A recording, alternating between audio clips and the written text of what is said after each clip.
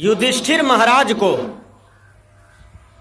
शकुनी कहते हैं, भगना जी, कल के हाँ मामू जी बोला जाए, कल के आओ इधर, अभी कोई नहीं है, थोड़ा ताश खेलो हमारे साथ में। खेलना सिखा दिया। कहा मामा जी बड़ा बेजोड़ लगता है खेलने में, बड़ा मन लग गया खेलने में। कहा ठीक है भगना, 2 घंटा 1 घंटा खेला करो मामा भगना मिल करके। दूसरा दिन जुआ खेलने बैठा तो कल के आज 50 टकिया पर खेलो, तुम हारो हम जीते, हम हारे तुम जीतो। वो दिन युधिष्ठिर महाराज 500 टका शकुनी का जीत लिया। देखिए शकुनी कैसे बिगाड़ता है युधिष्ठिर के बुद्धि को। ऐसे जुआ खेलते खेलते खेलते खेलते युधिष्ठिर महाराज का राजपाट सब जीत लिया, जमीन डीह डाबर सब जीत लिया, और जीतते जीतते भाई को भी जीत लिया। वो कर युधिष्ठिर महाराज का जो कन्या द्रौपदी थी पत्नी, उनको भी जीत लिया।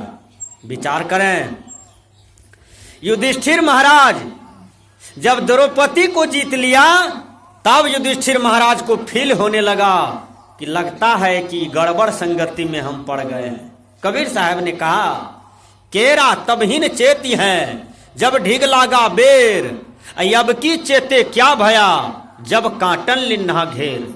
कबीर साहब कहते हैं केला को तभी चेतना चाहिए जब वह बेर के पेड़ के पास लग रहा था, उसी समय केला को चेतना चाहिए। लेकिन केला नहीं चेता, बेर के पेड़ के बगल में लग गया, अब केला हरहरा करके बढ़ जाता है, अब बेर के पेड़ में केला का देह जब लगता है तो केला का समूचा देह को एकदम तोड़ फोड़ करके एकदम छील उल देता है, और तब केला रोता है। तब केला रो रो करके बताता है कि हम बेकारों लग गए बेर के पेड़ के बगल में। वही सदगुरु कबीर कहते हैं कि केरा तबहिन चेतिया जब ढीग लगा बेर, अब की चेते क्या भया जब काटन लिन्हा घेर। मारे मरे कुसंग के जो केला संग बेर, ये हाले वे चिधरे विधिना संग निवेर। युधिष्ठिर महाराज को लगा, अरे बाबा हम तो ठका तो नहीं रहे हैं।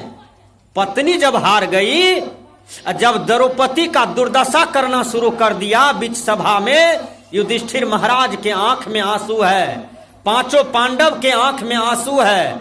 अब करे तो क्या करे, क्योंकि युधिष्ठिर महाराज तो द्रौपदी को हार गए थे जुआ में।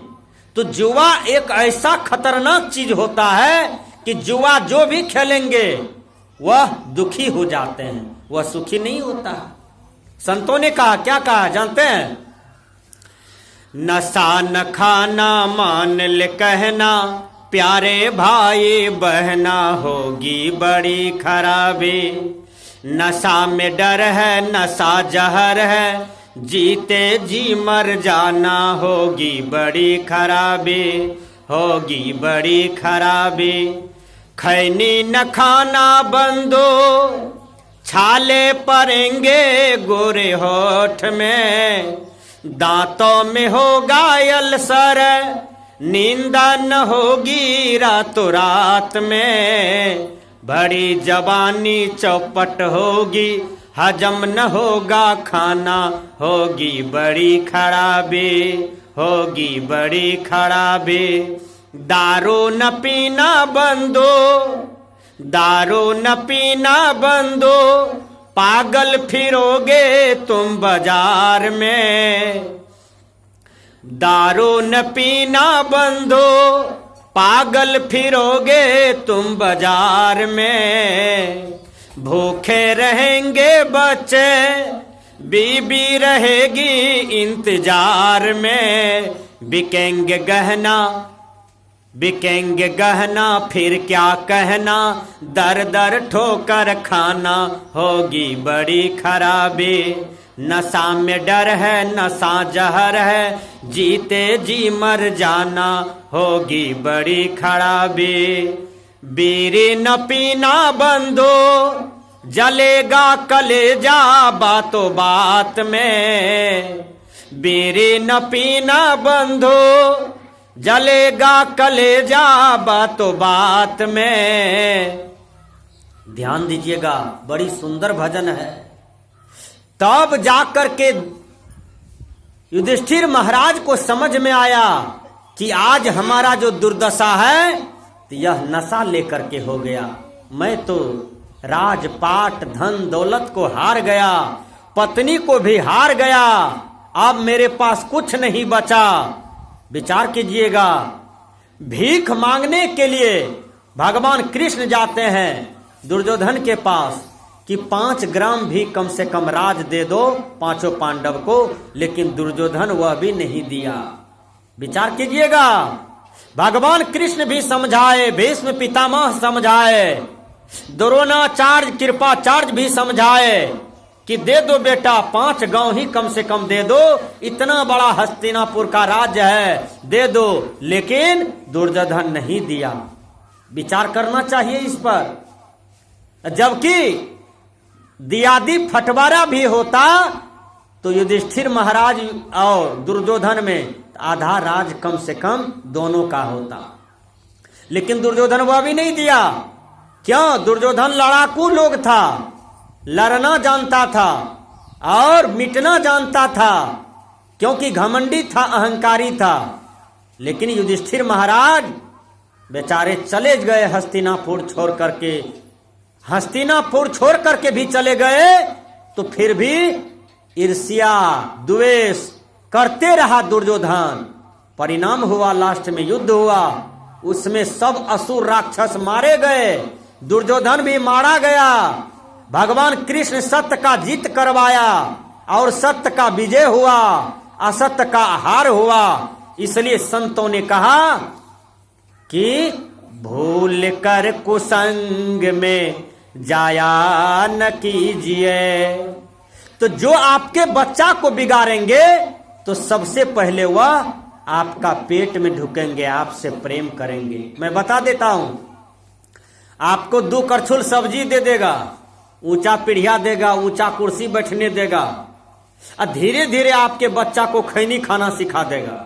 देखिए, जो बच्चा खैनी खाना सीखेगा वो बच्चा का संस्कार गड़बड़ाने लगेगा। धीरे धीरे आपके बच्चा को गांजा पीना सिखा देगा।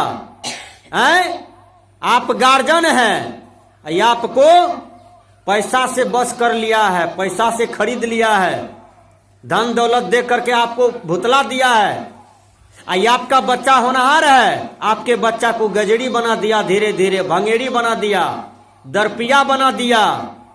तो ये बुद्धिजीवी आदमी गरीब आदमी के बच्चे को बिगाड़ता है, इसी तरह से प्रलोभन दे करके। विचार कीजिए।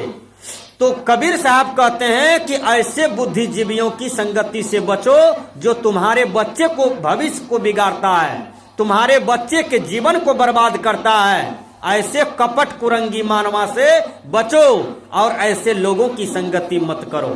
ध्यान दीजिए, सुल्ताना जो था वह पढ़ने गया था स्कूल, सुल्ताना, और उसको दूसरा विद्यार्थी चोरी करने के लिए सिखाया, जो चोर विद्यार्थी था। चोरी करने में मजा आया, कहा अरे आज तो मैं रुपया चोरी किया हो, तो बड़ा मजा आया, बड़ी आनंद आया। दुकान का ढेरी सामान खाए, काम भी नहीं करना पड़ा, टका भी हो गया। धीरे धीरे लत लग गया चोरी करने का सुल्ताना का। और वही सुल्ताना बहुत बड़ा डाकू नाम से व्याख्यात हुआ। जब भारत का प्रशासन सुल्ताना को पकड़ लिया तो सुल्ताना को फांसी की सजा हुई। जज ने कहा कि तुम्हारे ओर से यदि कोई गवाही देगा तो तुम फांसी से मुक्त हो सकते हो। लेकिन इतना ही अपराध किया था डाकू सुल्ताना कि उसके पीठ पर एक लोग भी नहीं आया। क्यों नहीं आया? क्योंकि वह अपराधी था, वह कुकर्मी था, उसने मानव का वध किया था, दूसरे का धन छीना था, दूसरे का धन लूटा था। इसलिए डाकू सुल्ताना के पीठ पर कोई नहीं गया। विचार करें, सुल्ताना को जब फांसी जिस दिन होने वाला था उस दिन भारत सरकार के लोगों ने कहा, सुल्ताना तुम किसी से मिलोगे, कुछ खाओगे, कुछ पियोगे, कुछ लोगे? कहा नहीं, हमको केवल अपनी मां से दर्शन करा दीजिए। सुल्ताना ने कहा ठीक है। मां को पता चला कि हमरा बेटा को फांसी होने वाला है, तो मां दौड़ ले आ रही है। देखिए, मां दौड़ी दौड़ी आ रही है। मां सुल्ताना को पकड़ लिया। हाय बेटा, तुमको फांसी होने वाला है बेटा, है बेटा। मां खूब रो रही है। विचार कीजिए, मां खूब रो रही है। सुल्ताना किया अपनी दांत से मां का नाक काट लिया और कान काट लिया। भारतीय प्रशासन कहता है, सुल्ताना तुमने तो सब दिन गलत काम किया था। अरे सुल्ताना, तुमने अपराध किया था, भारत सरकार तुमको फांसी सुनाई, सजा, अभी भी तुम अपनी मां का खून बहा दिया। तब सुल्ताना रो रो करके कहा कि भारतीय प्रशासन मेरी बात सुनो, यही मां मेरे फांसी का कारण है। कहा कैसे? कहा जिस दिन हम कलम चुराए थे, पट्टी चुराए थे, किताब चुराए थे, किसी का रुपया चुराए थे, किसी का खेत से धान गेहूं चुरा के लाए थे, घर से टका चुरा के लाए थे, ये मां हमको बहबाई दिया, पीठ पर थपथपाया। कहा बेटा तुम बहुत बढ़िया काम किए हो, अब हमको काम नहीं करना पड़ेगा, कमा के नहीं खाना पड़ेगा। यही मां यदि हमको 2 थप्पड़ मारती और कहती कि बेटा तुम गलत किए हो, तो आज डाकू सुल्ताना नहीं होता, डाकू नहीं होता, यह IAS अफसर होता, यह DM कलेक्टर होता, यह अच्छा महात्मा होता, अच्छा वक्ता होता, या तो मैं एक अच्छा इंसान बनता। विचार करें। उसके बाद उसकी मां बेचारी बेहोश हो गई। सुल्ताना को जो होना था हो गया, लेकिन सुल्ताना कितना सुंदर बात बताया। इसलिए 5 बरस का बच्चा बिगड़ा हुआ है तो मां का दोष है, 10 बरस का बिगड़ा हुआ है तो पिता का दोष है, 15 बरस का बिगड़ा हुआ है तो समाज का दोष होता है, और 20 बरस का बच्चा बिगड़ा हुआ है तो राष्ट्र का दोष होता है।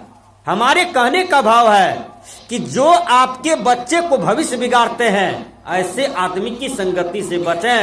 हैं?